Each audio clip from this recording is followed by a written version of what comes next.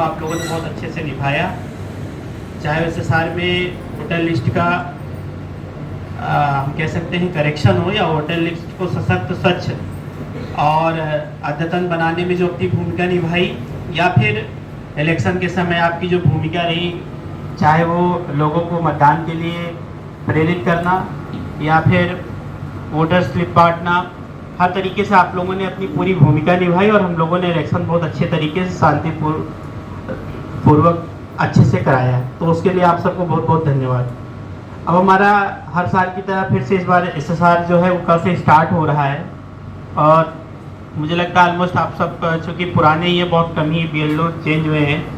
Supervisor में कुछ बदले हैं कि सब वही हैं? अच्छा, तो मतलब ऑलमोस्ट आप लोग पहले से काम किए ही हैं, तो मतलब बहुत कुछ इसमें नया नहीं है। फिर से वही फॉर्म 6, 7 और 8 की बात है और उसके बारे में भी आप लोग को जानकारी है भी और नहीं भी है, तभी एक डेमोन्स्ट्रेशन यहाँ चलेगा और आपको एक बार अच्छे से चीज़ें बता दी जाएंगी। जो कुछ कहना है, जो पिछले साल हम जब एसएसआर के समय घूमते थे, तो अगर आप लोग देखेंगे तो मैं लगभग हर जगह जाता था, तो कुछ जो चीज़ें दिक्कतें थी जो हम फील्ड विजिट में हमें समझ में आया कि ये समस्याएं, उसको हम थोड़ा आपसे डिस्कस करना चाह रहे हैं। क्योंकि होता है कि जैसे कल से एसएसआर शुरू होगा, इसके बाद आपके फॉर्म सबमिशन की समीक्षा शुरू हो जाती है, लगातार वीसी चलती रहती है। तो उसमें ये देखा जाता है कि फॉर्म 6 कितने आए, 7 कितने आए, 8 कितने आए। तो आपको पता है सबसे ज़्यादा 6 पे, हालांकि तीनों की समीक्षा होती है, लेकिन हम 6 पे ज़्यादा जोर देते हैं। वो कारण क्यों है आप जानते हैं, क्योंकि जो मतदाता सूची को सशक्त करने में महत्वपूर्ण भूमिका रहती है कि हमारे नए वोटर जुड़े, जिसमें 1 और 2025 की जो हड़ताल तिथि है उसको ध्यान में रखते ये देखा जा रहा है कि इस तारीख को जो 18 वर्ष की आयु पूरी कर रहे हैं वो मतदाता सूची में आ जाएं, अर्थात जो हमारे नए वोटर हैं वो जुड़े। और नए वोटर को जोड़ने का जो काम है वो हमारा फॉर्म 6 से होता है। इसीलिए हम कहते हैं कि फॉर्म 6 की संख्या ज़्यादा होनी चाहिए। मैं ये नहीं कह रहा हूँ कि 7 और 8 कम हो, लेकिन ये कहते हैं कि समीक्षा की जब बात आती है तो 6 को देखा जाता है कि आप कितने नए वोटर जोड़े।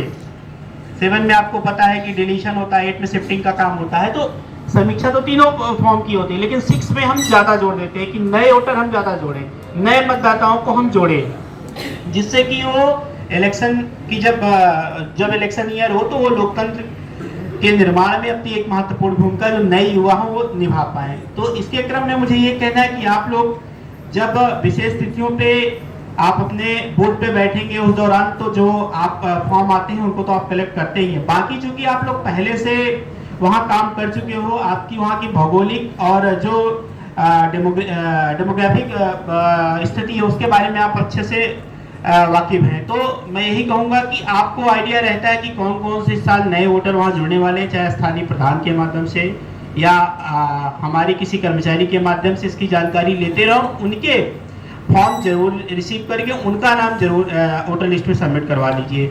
सबसे पहली बात तो आप लोग की भूमिका सबसे महत्वपूर्ण ये रहती है, क्योंकि जब हुआ है कि जब हम पिछले साल इलेक्शन के दिन घूम रहे थे तो बहुत सारे ऐसी जगहों पे आया कि हमारे यहाँ बीएलओ नहीं आते। हालांकि शिकायत तो अलग बात हो गई, लेकिन कहते थे बीएलओ नहीं है और हमारा नाम नहीं जुड़ पाया, या फिर हमारा नाम कट गया था, यहाँ से हमको बताया नहीं गया, हमारे पास पुरानी वोटर आईडी थी और ये अद्यतन होनी थी, तो वही कि उनको देना था, 7 में उनका फॉर्म लेना था। तो ये सारी चीज़ें जो छोटी छोटी चीज़ें निकलती हैं वो ये है कि थोड़ा सा विजिट आपकी अगर और अच्छी रहेगी तो हमारी जो एफिशिएंसी है वो और अच्छी बढ़ जाएगी।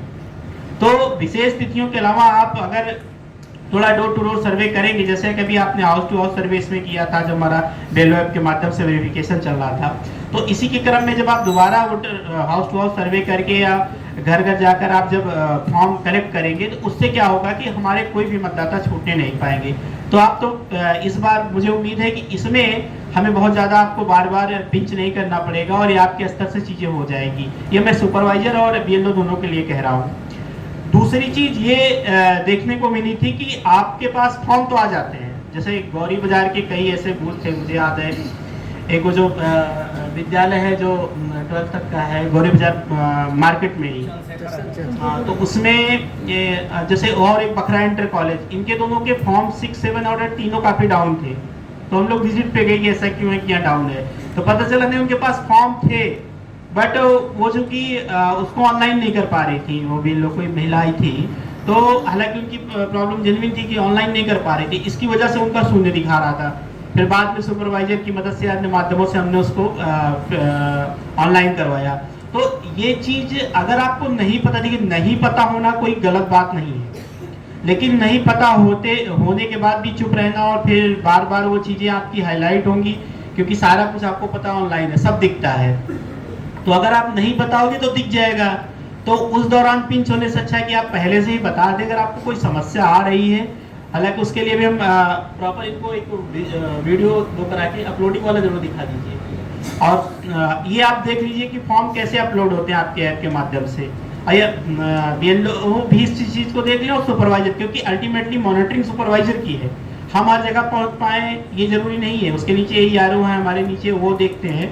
लेकिन सबसे जो एकदम जस्ट आपके अल्टीमेट वो आपके मॉनिटरिंग वो इंस्टीट्यूशन है वो आप ही हैं, सुपरवाइजर हैं। तो आप लोग भी इस चीज़ को समझ लें कि कैसे फॉर्म अपलोड होते हैं। अगर किसी को दिक्कत आ रही है, हम आपसे बात करते हैं कि जल्दी देखिए यहाँ जीरो क्यों है, तो फिर आप उस चीज़ को सुनिश्चित कर लीजिए कि वहाँ जीरो ना हो, आप अपने माध्यम से अपलोड करा दीजिए। तो फॉर्म ले लेना, कलेक्ट कर लेना यहीं तक नहीं सीमित है, उनको आपको ऑनलाइन करना होगा, अदरवाइज जो आपका डेटा जो है वो जीरो दिखाएगा।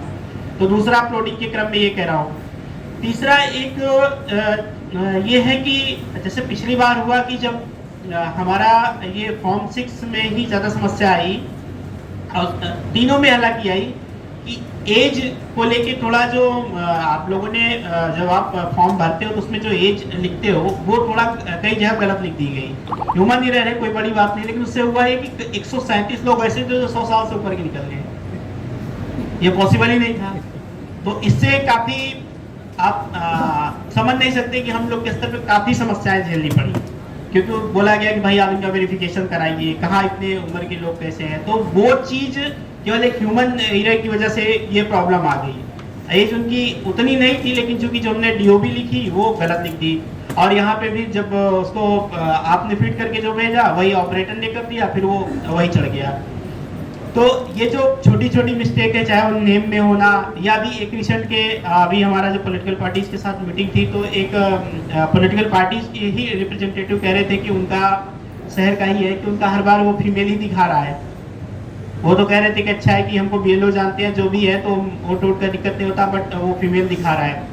तो ऐसी छोटी छोटी चीज़ें जो हैं, जब आप वो फॉर्म भरते हैं तो जो आपको डॉक्यूमेंट दिए गए हैं तो उनको अगर ढंग से आप करके भरेंगे तो ये समस्या नहीं आएगी, नहीं तो फिर वेरिफिकेशन के दौरान बड़ी प्रॉब्लम क्रिएट करती हैं। अगला अभी बात कर रहे थे तहसीलदार साहब, आपसे काफ़ी अच्छा ब्रीफ किया आपको। तो दो चीज़ें हैं, जैसे देवरिया विधानसभा की एक बड़ी समस्या ये है कि वैसे तो हमारा जेंडर रेशियो चूंकि देवरिया का अच्छा है, जो हमारा 2011 का जनगणना उसके अनुसार, लेकिन जो जेंडर रेशियो हमारा इसके क्रम में है, वोटर के क्रम में, वो पूरे जिले के जेंडर रेशियो में सबसे कम, मतलब उससे हमारा कम है, 879 है आई थिंक, 891, अच्छा 891, तो ये कम है। तो हमारी बहुत सारी, हमको लगता है 70% BLO महिलाएं ही हैं। तो आपको अपने ही लोगों को जोड़ना, आपको एज, अगर आपको इसमें जो जेंडर रेशियो सुधारना है तो उसमें सबसे महत्वपूर्ण भूमिका है कि आप अधिक से अधिक महिला वोटर को जोड़िए।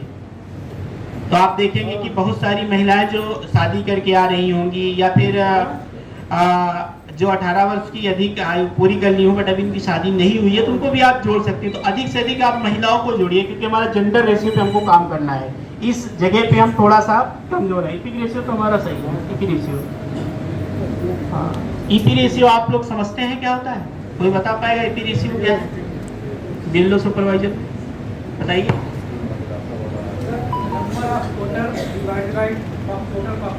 हाँ गुड, 200 इसका कितना वो रहता है, वैल्यू कितनी रहती है? हाँ, ये माना जाता है कि अगर 100 लोग हैं तो उसमें से 65 के अराउंड ही लोग जो है वो 18 वर्ष या उससे अधिक की आयु के होंगे इसके क्रम में, आपका वोट देने के क्रम में। क्योंकि हमारा जो डेमोग्राफिक वो डिविडेंड है वो ऑलरेडी 65 के अराउंड है, यानी आपके यहाँ 65 कुल पॉपुलेशन का लगभग 65% आबादी जो है वो 18 साल से अधिक की उम्र की होगी। तो इसलिए आपका ईपी रेशियो तो ये है कि जितना आपका अगर 65 के राउंड हमारा है तो ठीक है, उसकी उतनी दिक्कत नहीं है। लेकिन हमारा जो मेन कंसर्न है वो महिला वोटर को लेके है। तो आप अधिक से अधिक इसमें कोशिश करिए कि आप महिला वोटर्स को आप नए मतदाता सूची में जुड़े, उनके फॉर्म 6 से जो अन्य आते हैं उनको आप ज़्यादा से ज़्यादा लीजिए। और एक समस्या और बताई कि पॉलिटिकल पार्टीज के द्वारा कि जो महिलाएं शादी करके आती हैं तो उनके केस में आप लोग आधार मांगते हो। तो आधार एड्रेस प्रूफ के लिए मैंडेटरी नहीं है, वो कुछ भी ऐसा देती है, उसमें 4-5 चीजें होती है। मैं देख रहा था, गैस बिल है, राशन कार्ड है, या अन्य पासपोर्ट है, या अन्य ऐसी चीज जिससे आधार कार्ड का प्रूफ हो पा रहा हो। कंफ्यूजन है तो आप लेके रख लीजिए, लेकिन आधार कार्ड के बेसिस पे किसी को वापस मत करिए कि आपका नाम वोटर लिस्ट में नहीं जोड़ा जा सकता। ये अभी कुछ पॉलिटिकल पार्टीज की मीटिंग में उन्होंने ये कंसर्न उठाया कि आधार कार्ड ना होने की वजह से नए महिला वोटरों को या जो शादी करके आ रहे हैं उनका नाम नहीं जोड़ा जा रहा है। आप उनका जो भी एड्रेस प्रूफ वो ले लीजिए, उनका पुराना एपिक जो है वो ले लीजिए, और उनका फॉर्म 7 आएगा, उनका फॉर्म 8 आएगा। अच्छा, दूसरा ये है कि जैसे हम पिछली बार जब विजिट कर रहे थे तो हम देख रहे थे कि आप लोग के द्वारा 30 साल से अधिक वालों का भी, 35 साल 40 साल वालों का भी फॉर्म 6 भरा दिया जा रहा है। तो जैसे कि हमारे यहाँ जो कि लगभग हर साल जैसे साल हो रहा है, इतनी सारी समीक्षा हो रही है, इतने व्यापक स्तर पे विशेष अभियान चला के मतदाता सूची को स्वच्छ किया जा रहा है, तो ऐसा माना जाता है कि बहुत कम ही केस होगा कि आदमी 30 साल 35 साल 40 साल का हो जा रहा है और उसका वोटर लिस्ट में नाम नहीं है। बहुत कम ही केस रहता है। तो इसीलिए ये कोशिश की करना है कि 24-25 साल के ऊपर में अगर कोई वोटर आता है तो उनका फॉर्म 6 आप मत भरवाइए। आप पता करिए उनके पास जरूर कहीं ना कहीं पुराना उनका वोटर आईडी होगा, या फिर कहीं से वो शिफ्ट हुए होंगे, या कहीं उनका नाम और होगा। तो कोशिश करिए उनका फॉर्म 6 मत भरवाइए, उनसे पता करिए, कुछ ना कुछ उनका जरूर निकलेगा। तो उनका फॉर्म 8 ही आप भरवाइए, 6 उनका मत भरवाइए। जैसे हम देखें 50 साल में आप फॉर्म 6 ले रहे, क्योंकि वो उसकी जब समीक्षा होती है, एक एक फॉर्म में एक एक एज दिखती है, तो फिर हमसे पूछा जाता है कि ऐसा कैसे हो सकता है कि 45 साल के व्यक्ति आपने फॉर्म 6 भरवा दिया। फिर हम जब उसको वेरीफाई कराते हैं तो कहीं ना कहीं उसका कुछ ना कुछ निकल जाता है।